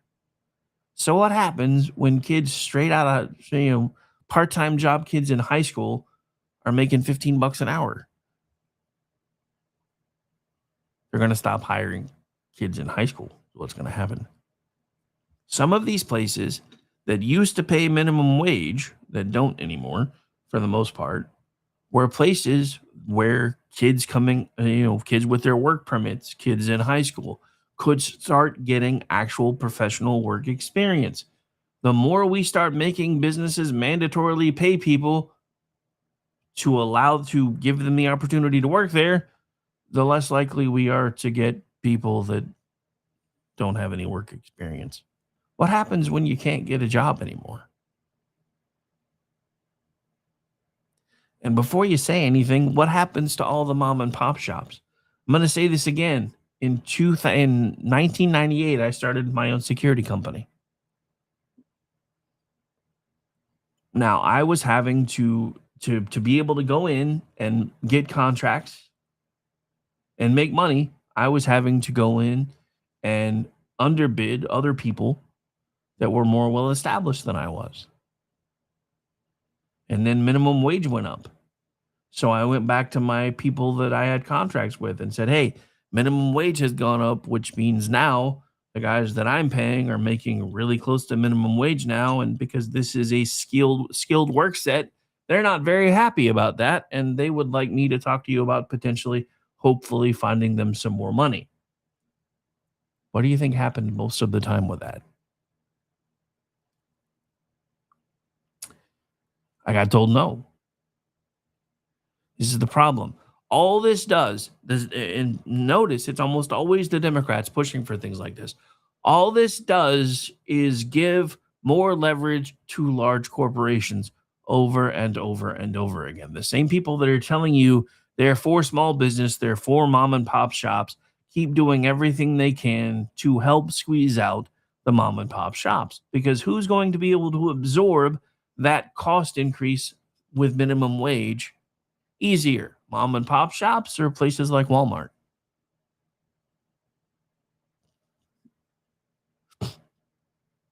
According to Ballotpedia, they are also saying the proposal would remove certain exemptions from the Oklahoma Minimum Wage Act, bringing categories like part-time employees, certain students and minors, farm and agriculture workers, domestic workers, newspaper vendors, and feed store employees under the measure's definition of employee. So this is not the same as immigration enforcement, obviously, but it is another version of the same big civics question.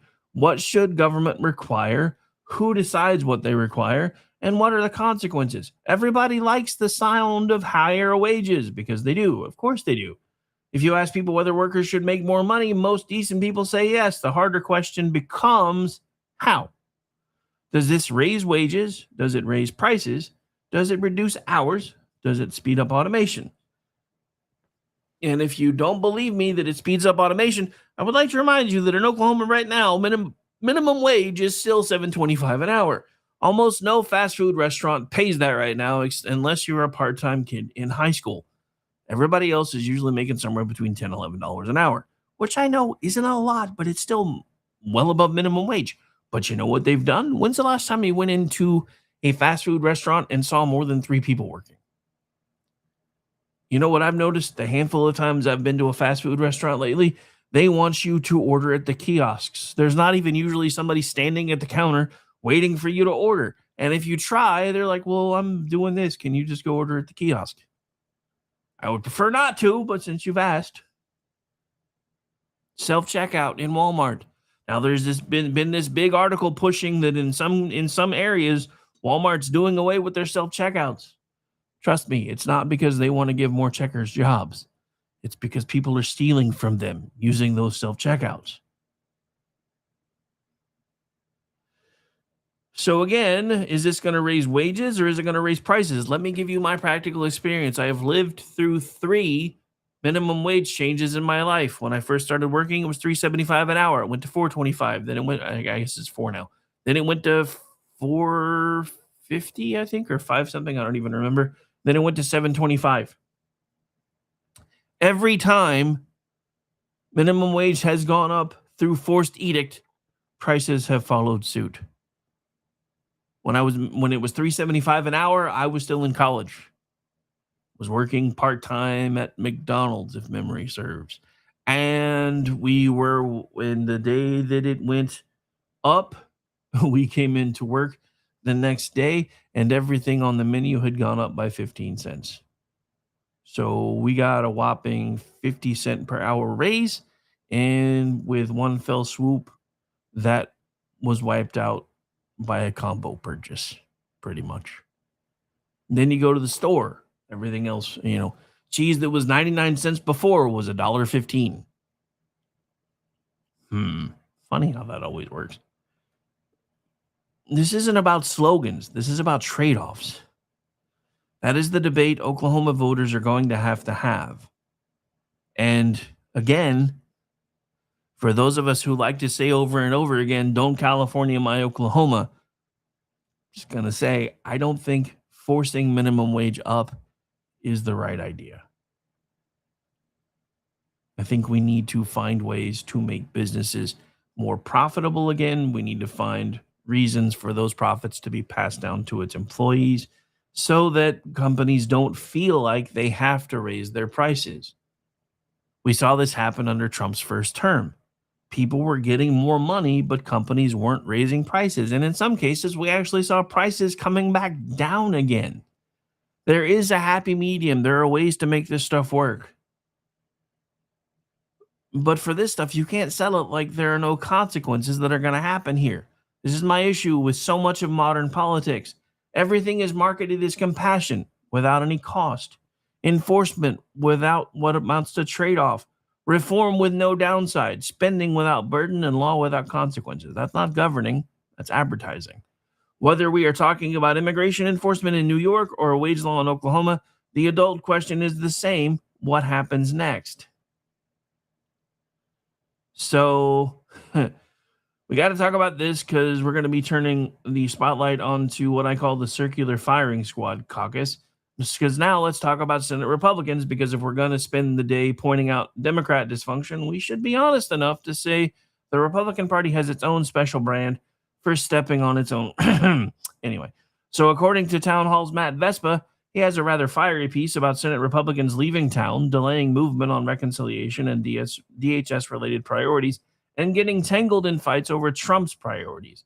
The anti-weaponization fund, East Wing or security funding, and the larger Senate GOP relationship with Trump. The tone of the piece is rough. Let's just say Matt was not writing that one with a lavender candle and a meditation playlist. But underneath the heat, there's a real issue. Voters gave Republicans power to govern, not to form a complaint committee with office furniture.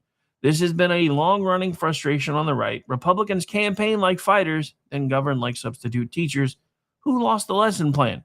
They send fundraising emails about the border, then hesitate when it's time to fund enforcement. They campaign against weaponized government, then trip over themselves when the solution gets politically messy. They promise action, then discover parliamentary procedure, Senate norms, and the deep emotional trauma of being asked to vote. At some point, governing means more than fundraising emails. Thomas Massey got that message loud and clear about what you would do if only you had the power, especially when you currently have some, if not all, of the power. Now, to be fair, the Senate is complicated. Majorities are narrow. Reconciliation has rules. The parliamentarian process matters. Some proposals are badly drafted. Some Trump priorities may need to be refined. Not every objection is cowardice, but voters are tired of watching Republicans explain why they cannot do the things they campaign on actually doing. I'm going to say this again, though. There's a reason that they don't talk about. If the government actually went through the process of fixing all the things that were broken so that we would stop screaming at them about all the things that were broken, they would vote themselves into a state of obsolescence, and they know that. So, and besides, if they have us angry at them and angry with each other, then we don't notice the other stuff going on behind closed doors. Democrats are trying to stop ICE. Senate Republicans are trying to stop themselves. And that is the political danger for the GOP. The base does not want excuses anymore. The base does not want a civics lecture every time something hard comes up. The base does not want to be told that Republicans would have done something. But alas, the vibes in the upper chamber were not aligned for that particular moment in time. And we're going to have to go do some hippie tree hugging. There's nothing quite like watching Republicans win power and then immediately act like someone handed them a live grenade with the pin already pulled. This also connects to the primary environment we are now seeing. PJ Media has a piece on Brad Raffensperger losing in the Georgia Republican gubernatorial primary. The piece frames it as another example of the MAGA base pushing aside Republicans viewed as anti-Trump or insufficiently aligned with the movement. Raffensperger finished third while Burt Jones and Rick Johnson advanced. Whatever you think about Raffensperger in 2020, the political signal is obvious. The Republican base is keeping receipts, and we're holding our side accountable too. You can call it loyalty politics. You can call it accountability politics. You can call it a purge, but the message is pretty clear. Republican voters are not in a mood for managed disappointment anymore. They remember who fought. They remember who folded. They remember who ran to the cameras. They remember who sounded tougher in campaign ads than they did in the office, and this is where Senate Republicans should be paying attention. Trump's influence in primaries remains very strong. Voters are more willing than ever to replace incumbents, and the old model of say the right things at CPAC, then go back to Washington and slow walk everything, it's not aging very well. Your base, ladies and gentlemen, and you are the base, you guys are asking for results. They haven't been delivering. That does not mean every Trump-backed idea is perfect. Far from it. It does not mean Congress should have a rubber stamp. It does not mean senators should stop thinking. Do they think so? Anyway, but it does mean Republican politicians need to understand the mood of their voters. The right is not simply asking, are you conservative anymore? It is asking, are you doing the things that we asked you to do? And that's a very different question. Because if you're not, then you're not useful any longer, and voters will eventually go shopping. All right, so we're down to like 13 minutes. I think we can get through what I have left. So here comes the blue check Twitterati, and we're finding out a lot of those folks may not actually be real, which was the whole point of the blue check in the first place. So that's interesting. So now back to California, where the politics are fake and the accounts are fakes, and the cost of living is very, very real. According to Red State's Jennifer Oliver O'Connell, in a piece that she put out earlier today, the California's governor race and accusations surrounding Xavier Becerra and Tom Steyer. According to the piece, more than 3,000 fake accounts across Instagram, X, and Facebook allegedly boosted Becerra while attacking Steyer. Based on an analysis by Sibra. The same piece also details influencer disclosure issues involving Steyer's campaigns. And this is almost too on brand. California politics has become so synthetic that even Lisa Rinna's lips have questions. Have you seen her? Dude, I've told you this before. I grew up watching Days. My grandma got me into Days when we spent summer there, and when she lived in Alabama back in the days when, you only really had 3 channels. So I kept watching it. And then at one point, they killed off Hope, who's now been back from the dead like 14 times. They've also killed off and or replaced the guy playing Bo about as many times. But at one point, he was actually involved with a woman who was playing the character Billy Reed, who happens to be Lisa Rinna.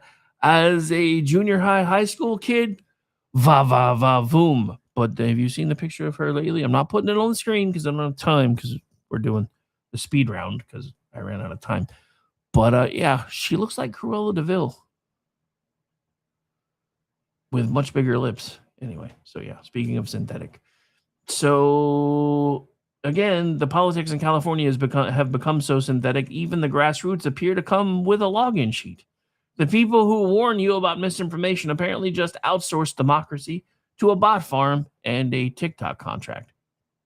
Now, we got to be careful. The analysis described in the piece reportedly alleges coordinated online activity, but it does not necessarily prove who controlled all of it. That distinction still matters.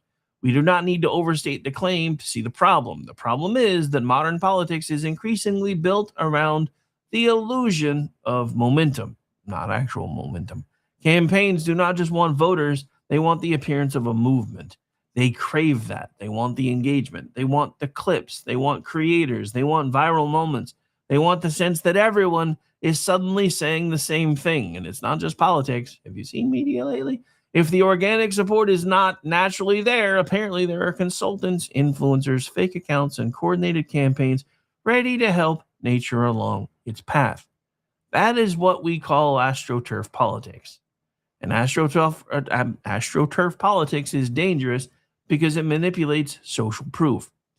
People are very social creatures. If they think everybody's talking about a candidate, they become more curious. If they think a candidate is surging, they may take that candidate more seriously. If they see an opponent getting hammered from every direction, they may assume something real is happening. But what if none of that is actually real? What if the grassroots energy is a paid creator campaign? What if the outrage is coordinated? What if the consensus is actually manufactured? What if the viral clip is less the people have spoken and more, hey, the check cleared? This is where this gets bigger than Becerra and Steyer. This is the future of politics, unless voters get much more skeptical. AI will make fake consensus much easier. Bots will get better. Deepfakes will get cleaner. Influencer advertising will get harder to identify. Campaigns will keep using third-party, friendly nonprofits, creators, and consultants to create the feeling of public pressure. And the average voter will be standing in the middle of a digital hurricane trying to figure out what is real, what is live, and what is Memorex. This is also why the same people who say they are worried about misinformation often seem less worried when the manipulation helps their side. If the wrong people do it, it's a threat to democracy. If the right people do it, it's a digital strategy. Strategy. That's not my fault. I watched a lot of Three Stooges when I was a kid, and sometimes their word pronunciation still sneaks in. So that's not principle, that's branding. And it's not just Democrats. Republicans need to be honest about this too. Every campaign wants the advantage. Every side wants to shape perception. We saw this after the changing of the guard in the White House when Pam Bondi had the rights influencer campaign come in with their binders, making it look like there was all these things about the Epstein files that we were about to finally get to know, and it turned out to be the stack of things that we had already seen over and over and over again. And look, I get it. Tom Massey has been all over the Epstein stuff, but to me, it became an obsession. And I think part of the reason it became an obsession is he realized that if people looked too closely, he had something of his own of a bit of a scandal that happened after his wife died. I hope it was after his wife died. Because I will admit, mine didn't die. She just moved out, but that was still... So I can only imagine. But anyway.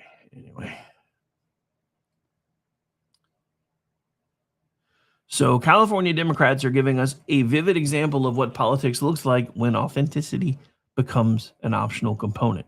A billionaire, a former HHS secretary, influencers, fake accounts, disclosure fights, jungle primary pressure. It's like somebody put modern American politics in a blender and hit ethics complaint. At some point, the healthiest thing a voter can say is, show me the receipts. Because if you cannot tell whether the movement is real, paid, automated, or manufactured, then democracy starts feeling less like government and more like a marketing funnel. All right, so as promised, we're going to try to get through this pretty quick. We got some culture closes coming up. So late night, forgot the joke, and now we finally get to our Friday fun block. And I say fun, but really what we're talking about is one of the most reliable genres in American life, entertainment. People who need an audience but appear deeply annoyed that the audience contains people who disagree with them. First up, the new Supergirl actress. I'm not sure why we need another one. Anyway, Millie Alcock gave an interview where she talked about online backlash, fan criticism, and the pressure of stepping into a major franchise. That part is understandable. Those big franchise roles come with insane scrutiny. Fans can be weird. The internet can be awful. And anonymous accounts do, in fact, know how to be cruel. But then she reportedly mocked some critics as burner accounts or people whose profiles say things like data for Christian, what she said was hilarious to her. Maybe that was meant lightly. Maybe it was just an offhand comment. Maybe she was talking about a specific kind of online critic. But as marketing strategy, let me work on that. It is a choice. Nothing sells a superhero movie quite like telling a chunk of the ticket buying public, actually, you people are hilarious to me. And this is where Hollywood still has not learned the Bud Light lesson. You do not have to agree with every critic. You do not have to pander to every demographic. You do not have to let angry fans run your creative decisions. But maybe don't mock the people who might buy tickets before the movie even opens, especially Christian dads. Do you know who takes kids to superhero movies? Dads. Do you know who buys popcorn that costs more than a used lawnmower? Oof. Dads. Do you know who sits through the trailers, the merch requests, the bathroom trips, and then still buys the Blu-ray later because the kid liked the cape? Dads. The reason I sound incredulous while talking about this is because, yeah, been there, done that. That is a very weird business model, and this blends right into the late night story. Stephen Colbert, gone from the Late Show, and Jimmy Kimmel reportedly responded by telling viewers not to watch CBS again after Colbert's finale. PJ Media's Steven Cruiser uses that moment to talk about the larger decline of late night television. Cruiser's broader argument is that late night did not just get political, it got boring, preachy, and contemptuous. It stopped trying to entertain a broad audience and started performing for a narrow political tribe. And that's the key. Everybody's comparing this to when Carson left. Carson was mostly apolitical. He poked fun at both sides and did so quite often, enough where nobody felt like they were being singled out. And let's face it, there are times when both sides deserve to be made fun of. But the problem was not that late night got political, because it's always been political. They've just usually gone both sides. The problem was that it got boring, preachy, and convinced boring and preachy was bravery. Late night comedy used to be where America went to laugh at politics. Then it became where politics went to yell at America for not laughing at their corrected storylines. And that is fatal in comedy. You can be partisan and be funny. You can be edgy and funny. You can be angry and funny. But once the audience can predict the punchline before the setup is finished, you are not doing comedy anymore. You're doing affirmation therapy for people who already agree with you. And that's kind of the thing. You can be partisan and funny to a degree. You can be edgy and funny. And I know I've said this already, but I'm driving another point home as we get ready to call it a day. You can also be angry and funny. But when you become partisan, edgy, and angry all at once, you kind of lose the funny. Colbert and Kimmel did not just mock politicians. They made half the country feel like the joke was aimed at them and they were the punchline. Johnny Carson made America feel like it was in on the joke. Colbert and Kimmel made half the country feel like they were the joke. And the audience responded the way audience respond in a free country. They changed the channel. Or more accurately, they stopped needing the channel at all. People have podcasts. They have YouTube. They have Rumble. They have clips. They have streaming. They have video games. They have audiobooks. They have real books, which aren't even really talked about in my notes, but they do still exist. They have the ability to watch a man pressure wash a driveway for 47 minutes, which in some cases, depending on how badly that goes, can be more entertaining than Colbert, and somehow feel more entertained than watching a millionaire explain why rule voters are a bunch of fascists. YouTube did not kill late night. Late night wandered into traffic wearing a resistance hat. Okay, so this is going to bring us back to Oklahoma real quick, and then we do got to go because I'm back on in an hour for the Weekend News Roundup. Oklahoma has led its own version of the media funding fight with OETA. Governor Kevin Stitt vetoed legislation continuing OETA, objecting to publicly funded broadcasting. Oklahoma Voice reported the state Senate later fell short of the votes needed to override the veto. Now, look, I have someone who I've come to consider a mentor and actually a bit of a friend who works at OETA. And I understand how bad this can be. But my problem is this. PBS as a whole is broken. It doesn't do most of what it used to do. It is now pushing a lot of narratives and everything else. And I'm not saying that's the case for all of OETA, especially the folks that do the local news there. But I will say this. When a group has licensing rights to merchandise that would make the rest of us be able to retire and buy an island, and they're still screaming about 15% of their budget coming from the federal government. That's poor management. So a lot of people have strong feelings about public broadcasting. I happen to be one of them.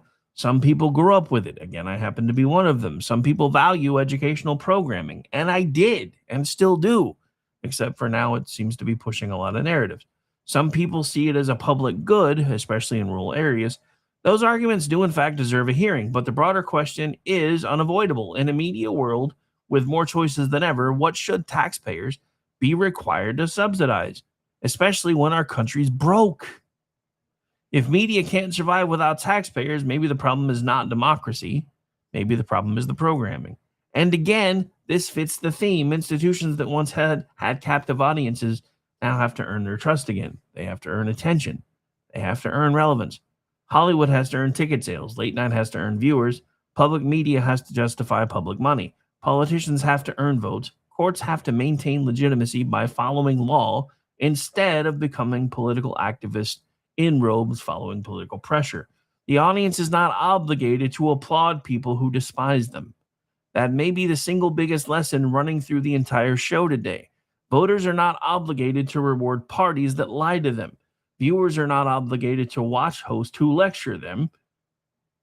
Moviegoers are not obligated to fund studios that mock them. Citizens are not obligated to trust officials who change the rules every time the rules get inconvenient. The audience, especially today, has options, and the audience is starting to use those options. So just to recap, in Virginia, Democrats lost a court fight over redistricting process, and some of them responded by targeting the court instead of respecting the process.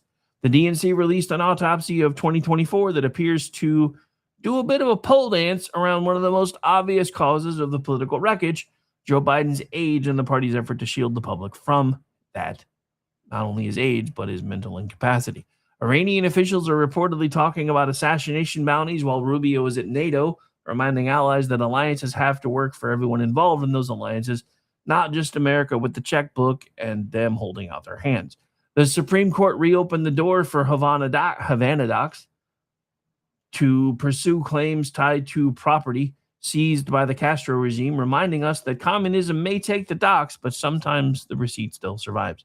New York is trying to restrict cooperation with ICE, while some local officials say they will keep working with federal enforcement anyway.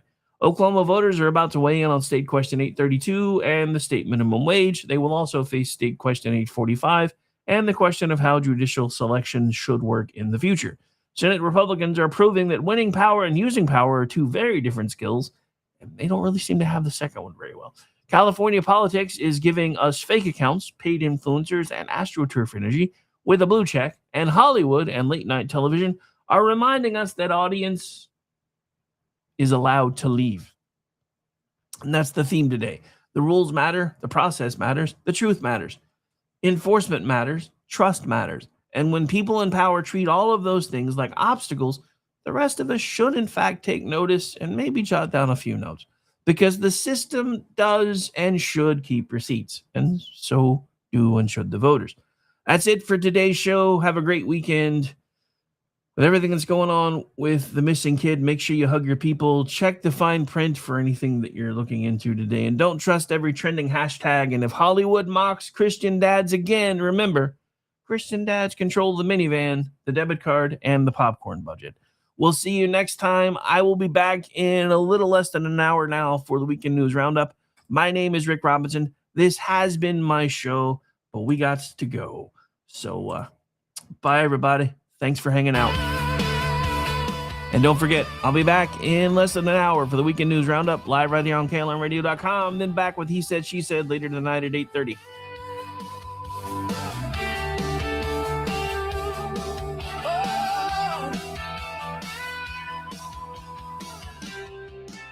Say goodnight, Gracie.